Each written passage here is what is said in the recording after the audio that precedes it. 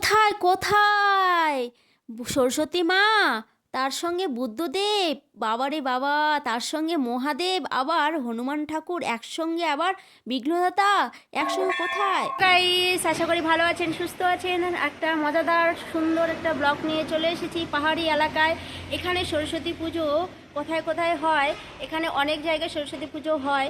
তো আমি একটা জায়গায় খোঁজ পেয়েছি, সেখানে আমরা ঘুরতে যাচ্ছি আজকে। সরস্বতীর পাশাপাশি আরও অনেক কিছু আছে ওখানে দেখার। তো সঙ্গে থাকুন, পুরো ভিডিওটা দেখবেন। আর সবাইকে সরস্বতী পুজোর শুভেচ্ছা রইল। এনজয় করে সবাই ঘুরতে যাও। আমরা বেরিয়ে পড়লাম সরস্বতী মায়ের দর্শনের জন্য। কোথায় পুজো হচ্ছে, তো এটাকে রানীপুল বলে। আমরা পৌঁছে গেলাম গ্যাংটকের আগে 5 মাইল বলে একটা জায়গা আছে, সেখানে অনেক বড় মন্দির। এখানে সরস্বতী মায়ের আরাধনাও হচ্ছে, এদিকে বুদ্ধদেবেরও পুজো হচ্ছে, এদিকে রাধা গোবিন্দেরও পুজো হচ্ছে। এখানে মানে কি বলবো, হরে কৃষ্ণ নাম কীর্তনও হচ্ছে একসঙ্গে। অনেকগুলো দেখার এটা, মানে যদি কোনো দিন এসে থাকো তোমরা, এই 5 মাইলে নামবে। আমি ঠিকানাটা বলে দিই, 5 মাইল মেডিকেল কলেজ, মেডিকেল হসপিটালের পাশেই এই মন্দিরটা। এখানে খুব সুন্দর একটা বড় মন্দির আছে, সব দেখতে পাবে তোমরা। দেখো, আর বরকে একটা সুতোর মালা দিল, সেটাকে বাঁধতে বলছে, আর পরের জনের কাছে যেতে বলছে ঠাকুরের চরণামৃত খাওয়ার জন্য। তো আমার বর নিল, আর আমিও পরে নিয়ে নিয়েছিলাম। তারপর চলে গেলাম ভিতরে আমরা।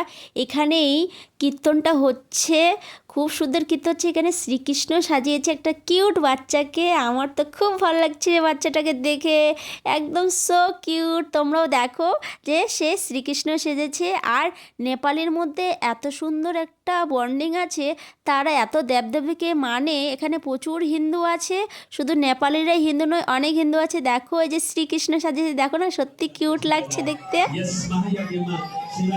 হরে কৃষ্ণ হরে কৃষ্ণ, কৃষ্ণ কৃষ্ণ হরে হরে, হরে রাম রাম রাম হরে হরে। হ্যাঁ, রাধে রাধে। এখানে নাম কীর্তন করে শুনে আমার খুব ভালো লাগলো।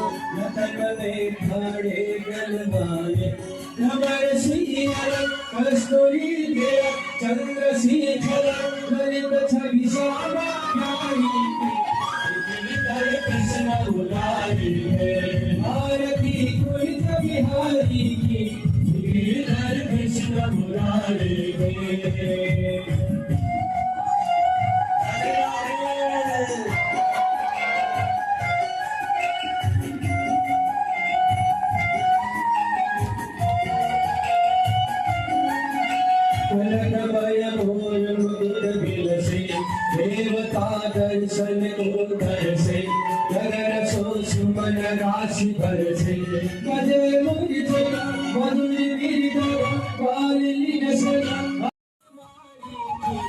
गिरधर कृष्ण मुरारी गिरधारी कुल बिहारी की गिरधर कृष्ण मुरारी गिरधारी कुल बिहारी की गिरधर कृष्ण मुरारी। এখানে আমরা ঘন্টাটা একটু বাজিয়ে নিলাম, চারিদিকে শুধু ঘন্টা বাজানোই ঘন্টা বাজানো, মাকে জাগ্রত করার জন্য। তো আমিও একটু বাজিয়ে নিলাম ঘন্টা। আর এদিকে দেখো শিব ঠাকুরকেও পুজো দিচ্ছি।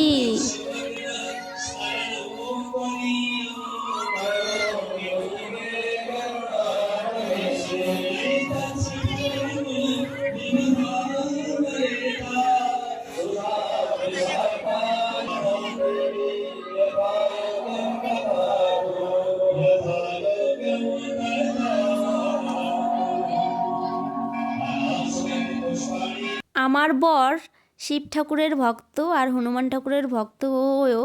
তো ও একটু আরতি করলো।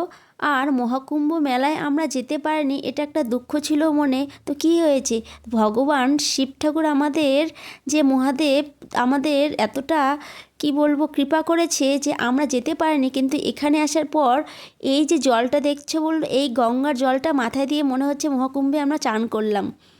এখানে হনুমান ঠাকুরও একটা বড় আছে। আমি এখানেও বাবাকে আরতি করলাম। মানে তোমরা যদি আসো এখানে এই মন্দিরটাতে, তাহলে অনেকগুলো দেখতে পাবে। গণেশ ঠাকুর দেখতে পাবে, হনুমান ঠাকুর দেখতে পাবে, আর যজ্ঞ করার একটা কুণ্ড আছে পিছনে, সেটাও দেখতে পাবে। আর কি বলবো, বুদ্ধ স্থান দেখতে পাবে, বুদ্ধর অনেকগুলো দেখতে পাবে। শ্রীকৃষ্ণের একটা সুন্দর একটা ধাম দেখতে পাবে। আর একটা গাছ আছে, সেই গাছটাকে তারা পুজো করে, সেই গাছটার নাম জানি না আমি, কিন্তু ওই গাছটাকেও পুজো করে ওরা। তো ওই গাছটাও তোমরা দেখতে পাবে, তোমরা যদি জেনে থাকো সেই গাছটা কমেন্টে জানাও। আমরা এখানে তিলক নিলাম। বেসিক্যালি নেপালিদের তিলক তোমরা জানো আতপ চালের তিলক হয়, তো আমরা কোনোদিনও নেইনি, আমি এই প্রথম নিলাম আতপ চালের আর সিঁদুরের তিলক। দেখো গণেশ বাবা মূর্তিটা খুবই সুন্দর, কাচের ভিতরে আছে যাতে কেউ টাচ না করতে পারে, আর বাইরে থেকে সবাই তাকে দর্শন করতে পারে, আরতি করতে পারে, পুজো দিতে পারে। খুব সুন্দর একদম গণেশ বিঘ্নদাতার। এই দেখো আমি একটা প্রদীপ নিয়ে ছবি তুললাম, আমার বড় তুললো। এই দেখো এই গাছটাকে সবাই পুজো করছে। গাছটার ভিডিওটা করা হয়নি, কিন্তু এই যে পাতাটা দেখছো, এই পাতাটার নাম জানি না আমি। আর ছেলেটা কিভাবে করে গেল, ঘন্টাটা বাজায় গেল, দেখলে? দুষ্টু ছেলে কোথাকার। পরের ব্লগে দেখা হচ্ছে, টাটা বাই। কেমন লাগলো জানিও অবশ্যই কমেন্টে সবাই। এইখানে অবশ্যই আসবে, মেডিকেল কলেজের পাশে এই মন্দির।